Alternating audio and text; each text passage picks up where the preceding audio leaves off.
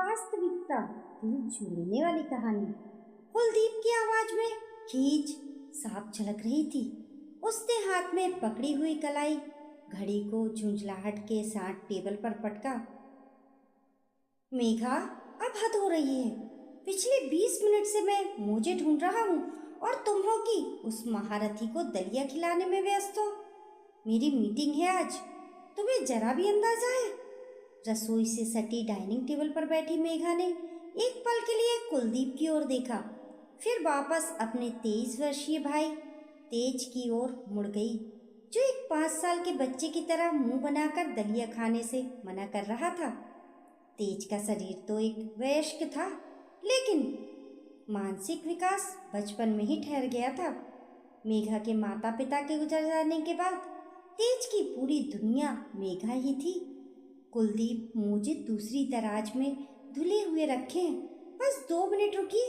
तेज नाश्ता कर ले तो मैं आपका टिफिन पैक कर देती हूँ, मेघा ने संयम बनाए रखते हुए कहा। हालांकि उसकी आवाज में थकान का कंपन था। कुलदीप बड़बड़ाते हुए बेडरूम की तरफ बढ़ा। शादी मैंने तुमसे की थी मेघा, तुम्हारे पूरे खानदान का ठेका नहीं लिया था। सोचा था सुकून की जिंदगी होगी, हम दोनों होंगे, घूमना फिरना होगा। यहाँ तो घर को आश्रम बना रखा है।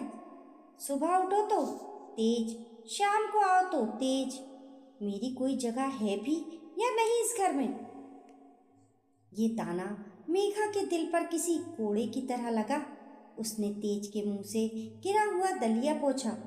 तेज ने अपनी मासूम आपलक आंखों से मेघा को देखा और टूटे फूटे शब्दों में बोला, दीदी, जीजू, गुस्सा? मेघा ने उसकी आंखों में आंसू छिपाते हुए मुस्कुराने की कोशिश की। नहीं तेज, जीजू को ऑफिस की जल्दी है, तुम खाओ। कुलदीप और मेघा की शादी को 3 साल हो चुके थे। शादी से पहले कुलदीप जानता था कि तेज मेघा के साथ ही रहेगा, क्योंकि उसका और कोई नहीं था। उस वक्त कुलदीप ने बड़े बड़प्पन से कहा था, अरे साले साहब तो हमारे भाई जैसे रहेंगे। लेकिन कहना और निभाना 2 अलग बातें थी। वास्तविकता की खुरदरी जमीन पर कुलदीप का धैर्य अब जवाब दे रहा था। उसे तेज की हर हरकत से चिढ़ होने लगी थी। उसका जोर से हंसना, चीजों को गिरा देना या रात बेरात डरकर मेघा के पास आ जाना। उस शाम कुलदीप ऑफिस से लौटा तो उसका मूड और भी खराब था। आज उसका प्रमोशन रुक गया था और बॉस ने उसे काफी कुछ सुनाया था। घर में घुसते ही उसने देखा कि तेज ड्राइंग रूम में सोफे पर बैठा कार्टून देख रहा है और उसने मूंगफली के छिलके पूरे कालीन पर बिखेर रखे हैं। कुलदीप का सब्र का बांध टूट गया। उसने रिमोट उठाकर टीवी बंद किया और चिल्लाया, मेघा, ये क्या तमाशा है? मैं दिन भर खट कर आऊं और यहाँ कूड़ा गर्द मिले? इसे तमीज नहीं सिखा सकती तुम? मेघा दौड़कर आई। कुलदीप, धीरे बोलिए, वो डर जाएगा। मैं अभी साफ कर देती हूँ। साफ कर देती हूँ, साफ कर देती हूँ। कुलदीप ने अपना बैग सोफे पर फेंका। कब तक साफ करती रहोगी और मैं कब तक बर्दाश्त करूंगा? मेरी जिंदगी नर्क बन गई है। दोस्तों को घर बुलाने में शर्म आती है कि कहीं ये बीच में आकर कोई हरकत ना कर दे। हम ना कहीं बाहर जा पाते हैं, ना कोई प्राइवेसी है। तेज शहम कर सोफे के कोने में दुबक गया। उसे समझ नहीं आ रहा था कि जीजू क्यों चिल्ला रहे हैं, पर उसे इतना पता था कि उसने कुछ गलत किया है। मेघा की आंखों में से आंसू बह निकले। कुलदीप, वो बीमार है, जानबूझकर नहीं करता। कहाँ ले जाऊं इसे? माँ पापा होते तो मैं आपके ऊपर बोझ नहीं डालती, पर अब इसके सिवा मेरा कौन है दुनिया में? तो मेरा क्या कसूर है? कुलदीप ने निर्दयता से कहा, मेघा, मुझे एक फैसला लेना होगा। मैंने एक चाइल्ड केयर होम के बारे में पता किया है। शहर के बाहर है, बहुत अच्छी सुविधाएं हैं। तेज को वहां भेज देते हैं, हम हर हफ्ते मिलने जाया करेंगे। मेघा सन्न रह गई। आप? आप उसे घर से निकालने की बात कर रहे हैं? कुलदीप, वो वहाँ मर जाएगा। वो मेरे बिना खाना भी नहीं खाता। वो कोई फालतू सामान नहीं है जिसे कबाड़ में फेंक दिया जाए। और मैं भी तो घुट घुट कर मर रहा हूँ। कुलदीप ने टू टूक फैसला सुनाया। तुम्हें चुनना होगा मेघा, या तो तेज उस केयर होम में जाएगा या फिर मैं इस घर में नहीं रहूँगा। मुझे अपनी जिंदगी वापस चाहिए। रात भर घर में मातम जैसा सन्नाटा रहा। मेघा तेज के सिरहाने बैठकर रोती रही। तेज गहरी नींद में था, इस बात से बेखबर कि उसकी बहन की दुनिया उजड़ने वाली है। अगले दिन रविवार था। कुलदीप सुबह से ही घर से गायब हो गया, शायद अपने दोस्त के पास। मेघा की तबीयत ठीक नहीं थी। तनाव और रोने की वजह से उसे तेज बुखार और सिर दर्द हो रहा था। उसने तेज को नाश्ता दिया और खुद दवा लेकर बेडरूम में लेट गई। उसने सोचा कि थोड़ी देर आराम कर लेगी तो ठीक हो जाएगी, लेकिन दोपहर होते होते उसकी तबीयत बिगड़ गई। उसे चक्कर आने लगे और वह बिस्तर से उठ भी नहीं पा रही थी। घर में सिर्फ वह और तेज थे। तेज ड्राइंग रूम में अपने खिलौनों से खेल रहा था। जब बहुत देर तक दीदी बाहर नहीं आई तो उसे भूख लगी। वह धीरे धीरे बेडरूम में गया। दीदी, भूख, उसने बोला, लेकिन मेघा ने कोई जवाब नहीं दिया। वह बेहोश हो चुकी थी।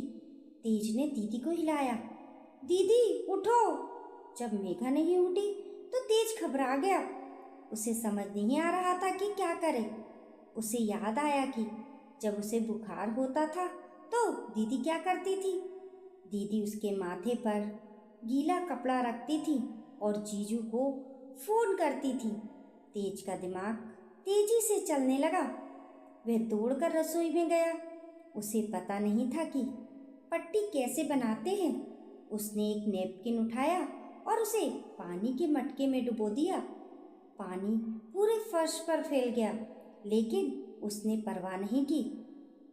वह गीला कपड़ा लेकर आया और टेढ़े मेढ़े तरीके से मेघा के माथे पर रख दिया।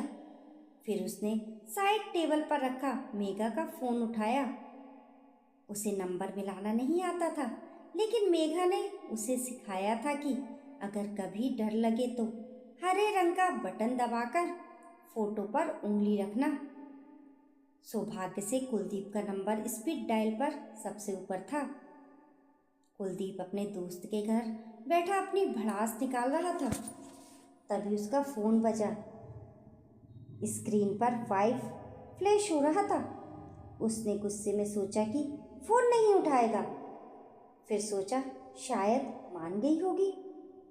हेलो, क्या फैसला किया तुमने? कुलदीप ने रूखेपन से पूछा। उधर से मेघा की नहीं, तेज की रोती हुई और घबराई हुई आवाज आई। जीजू, दीदी सो गई, उठ नहीं रही। गरम है जीजू, आ जाओ। डर लग रहा है। कुलदीप का दिल धक से रह गया। तेज कभी फोन नहीं करता, जरूर कुछ गंभीर बात है। तेज, दीदी को क्या हुआ? मैं अभी आ रहा हूँ। कुलदीप बाइक दौड़ाते हुए घर पहुंचा। 15 मिनट का रास्ता उसने 5 मिनट में तय किया। घर का मुख्य दरवाजा खुला था। शायद तेज ने खोल दिया था। वह सीधा बेडरूम की तरफ भागा। वहां का नज़ारा देखकर उसके कदम ठिठक गए। मेघा बिस्तर पर बेसुध पड़ी थी। उसका शरीर बुखार से तप रहा था, लेकिन जो चीज कुलदीप को स्तब्ध कर गई वह थी तेज की हरकत। तेज फर्श पर घुटनों के बल बैठा था। उसके हाथ में एक गिलास पानी था, जिसे वह चम्मच से मेघा के सूखे होठों पर लगाने की कोशिश कर रहा था। उसके खुद के कपड़े पानी से भीगे हुए थे। उसने शायद कई बार गीला कपड़ा मेघा के माथे पर रखा था, जिससे तकिया भीग गया था।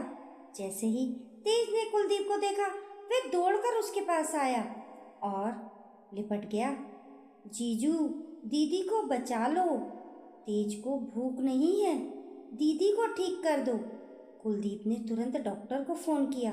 और फिर गीले तौलिए से मेघा के माथे की पट्टियां बदलनी शुरू की। डॉक्टर ने आकर इंजेक्शन दिया और बताया कि ये सिर्फ तेज वायरल और थकान की वजह से है, घबराने की बात नहीं है। अगले 2-3 घंटे कुलदीप मेघा के पास बैठा रहा। शाम ढल रही थी। तेज कमरे के कोने में एक स्टूल पर बैठा एकटक दीदी को देख रहा था। उसने दोपहर से कुछ नहीं खाया था, लेकिन उसने एक बार भी खाने की जिद नहीं की। कुलदीप ने देखा कि तेज की आंखों में वही चिंता थी जो किसी समझदार इंसान में होती।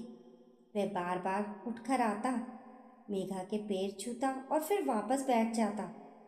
कुलदीप के मन में एक अजीब सी उथल पुथल चल रही थी। उसने हमेशा तेज को एक बोझ, एक मानसिक रोगी समझा था, लेकिन आज उसी पागल लड़के ने वह किया जो शायद एक समझदार इंसान भी हड़बड़ाहट में ना कर पाता। अगर तेज ने फोन ना किया होता या पानी की पट्टी ना रखी होती तो मेघा की हालत और बिगड़ सकती थी। जीजू, तेज ने धीरे से पुकारा। कुलदीप ने उसकी ओर देखा। दीदी ठीक हो जाएगी ना? फिर तेज को आश्रम भेज देना। दीदी रो रही थी रात को। तेज गंदा है ना, जीजू को परेशान करता है। कुलदीप को लगा जैसे किसी ने उसके गाल पर तमाचा मार दिया हो। इस मासूम दिमाग ने बीती रात की बातें सुन ली थीं और अपने तरीके से समझ भी ली थी। उसे पता था कि ये समस्या है। कुलदीप की आंखों में आंसू भर आए। वह उठा और तेज के पास गया। उसने उस बड़े शरीर वाले बच्चे को गले लगा लिया। तेज का शरीर डर से खड़ा हो गया। उसे लगा जीजू मारेंगे। नहीं तेज, कुलदीप का गला भराया। तुम गंदे नहीं हो, तुम तो हीरो हो। तुमने दीदी को बचाया है। तुम कहीं नहीं जाओगे, यहीं रहोगे दीदी और जीजू के पास। तेज ने अविश्वास से कुलदीप की ओर देखा, फिर धीरे से उसके कंधे पर सिर रख दिया। रात को जब मेघा को होश आया तो उसने देखा कि कुलदीप उसके सिरहाने बैठा है और तेज उसके पैरों के पास सो रहा है। कुलदीप की आंखों में वे गुस्सा, नदारत था जो कल रात था। कुलदीप, मेघा ने कमजोर आवाज में पुकारा। कुलदीप ने उसके होंठों पर उंगली रखकर उसे चुप कराया। कुछ मत बोलो मेघा, मुझे माफ कर दो। मैं अपनी स्वार्थ और सुविधा की पट्टी आंखों पर बांधे हुए था। मैं भूल गया था कि रिश्तों की अहमियत दिमागी समझ से नहीं, दिल के एहसास से होती है। तुम्हारा भाई, वो मुझसे ज़्यादा समझदार है क्योंकि उसे प्यार करना आता है, निस्वार्थ प्यार। मेघा की आंखों से आंसू बह निकले। मैंने वो केयर होम का ब्रोशर फाड़ दिया है, कुलदीप ने मुस्कुराते हुए कहा। अब हमें थोड़ा एडजस्ट करना होगा। मैं कोशिश करूँगा कि तेज के साथ दोस्त बन सकूं। आखिर जब मेरा एक्सीडेंट होगा या मैं बूढ़ा हो जाऊंगा तो मुझे भी तो किसी के सहारे की ज़रूरत पड़ेगी। आज इसने साबित कर दिया कि ये सिर्फ लेना नहीं, देना भी जानता है। मेघा ने पास सोए तेज के बालों में हाथ फेरा। वे जानती थी कि राह अभी भी आसान नहीं होगी। तेज की जिम्मेदारी बड़ी है और चुनौतियां रोज आएंगी, लेकिन आज उसे यकीन हो गया था कि वह अकेली नहीं है। कुलदीप अब सिर्फ उसका पति नहीं बल्कि तेज का भी जीजू बन गया था, सच्चे अर्थों में। उस रात घर में कोई शोर शराबा नहीं था, लेकिन एक सुकून था। कुलदीप ने सीखा कि परिवार पैकेज में आता है। उसमें सिर्फ खुशियां ही नहीं, जिम्मेदारियां भी होती हैं। और कभी कभी जिसे हम पत्थर समझते हैं वह मुसीबत के वक्त पारस पत्थर साबित होता है। आपकी इस कहानी के बारे में क्या राय है, हमें कमेंट करके ज़रूर बताएं और कहानी पसंद आने पर लाइक और शेयर करें। ऐसी ही अच्छी अच्छी कहानियों के लिए चैनल को सब्सक्राइब करना ना भूलें। मिलते हैं फिर एक नई कहानी के साथ। तब तक के लिए नमस्कार।